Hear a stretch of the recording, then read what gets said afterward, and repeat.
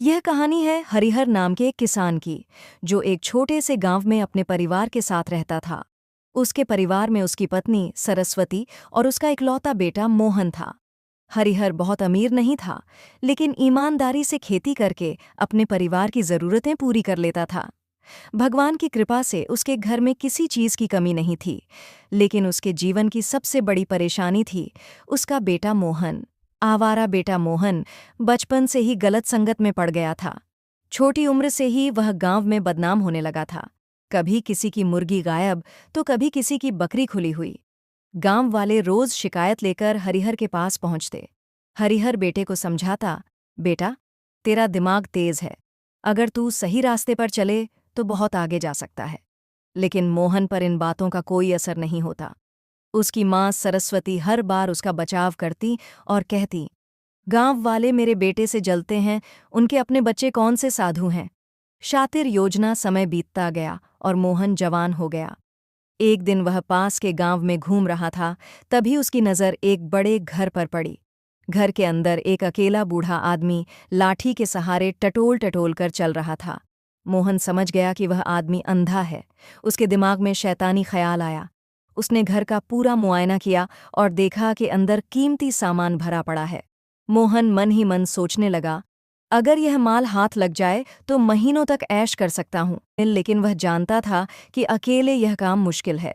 इसलिए वह अपने दो आवारा दोस्तों कालू और रघु के पास गया। पहले दोनों डर गए, लेकिन मोहन ने उन्हें भरोसा दिलाया कि माँ, सारा काम मैं करूँगा, तुम बस सामान उठाने में मदद करना। आखिरकार लालच में आकर दोनों मान गए। चोरी की रात रात के समय तीनों उस घर में दाखिल हुए। बूढ़ा आदमी चारपाई पर लेटा था और सोने का नाटक कर रहा था। जैसे ही तीनों अंदर घुसे, बूढ़ा चुपचाप उठा और कमरे को बाहर से बंद कर दिया। फिर जोर जोर से चिल्लाया, चोर, चोर, मेरे घर में चोर घुस आए हैं। पड़ोसी इकट्ठा हो गए और तीनों को पकड़ लिया गया।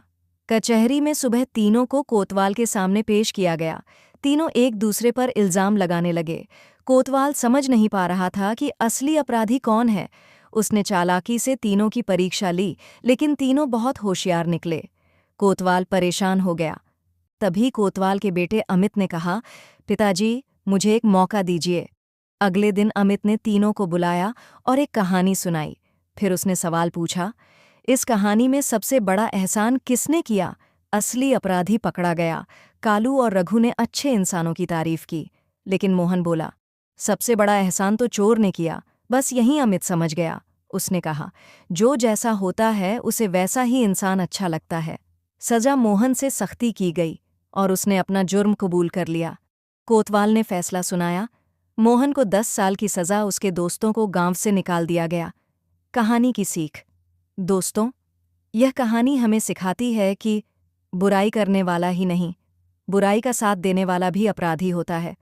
अगर गलत को देखकर भी हम चुप रहते हैं, तो हम भी उसी गलत के हिस्सेदार बन जाते हैं। अगर आपको यह कहानी पसंद आई हो तो वीडियो को लाइक ज़रूर करें और ऐसी ही सीख देने वाली कहानियों के लिए चैनल को सब्सक्राइब करना ना भूलें। मिलते हैं अगली कहानी में।